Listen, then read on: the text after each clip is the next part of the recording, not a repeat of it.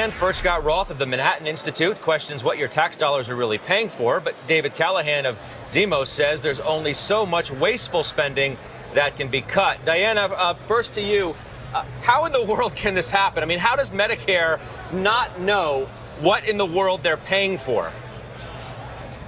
Well, I think that when you have a government program providing all these things, it's very difficult to get costs down. That's why it's important to have competition among providers of Medicare, like with the Federal Employee Health Benefits Plan, so seniors can choose a particular plan within Medicare, a plan that's pre-approved by the government. They all compete for seniors.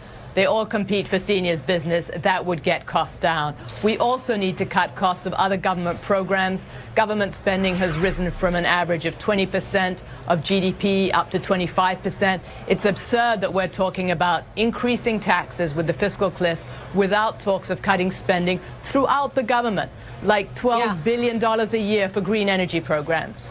Well, now, David, you argue that the administration is going after Medicare and Medicaid fraud, right? But what about the responsibility of Medicare to understand what they're paying for, the back brace, knowing that you shouldn't be paying $900 for this product?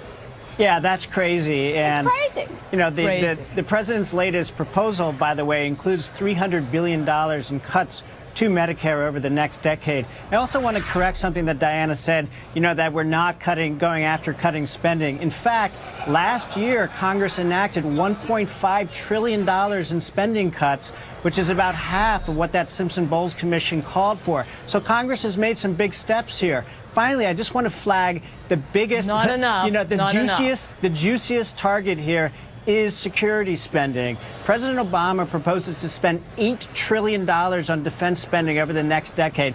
That's too much. It's unsustainable. Yeah, but we're really talking about the wasteful spending and the idea that Medicare would get hoodwinked like this. Maria, that's what we're talking about. I think spending $50 billion on nuclear weapons every year when the Cold War is over is a quintessential example of wasteful spending. We've been way down a country road off into the suburbs. I mean, let's stay on topic, right? We're talking about wasteful Medicare spending. $900 for a back brace that costs $200. I want to know what the solution is. Who's running the store? Is a more competitive bidding process? Is that the answer?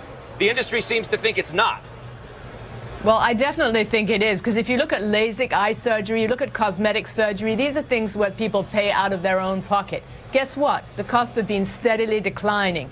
The problem with Medicare is that people don't pay out of their own pocket. It's like going to an all-you-can-eat steak restaurant and just paying one price. Of course, you're going to want more and more. We need to fix the basic problem, which is lack of shopping around, lack of competition. Yeah, somebody's paying for it, and we know who that is. Thank you very much to you both. We appreciate your time today. We'll see you soon.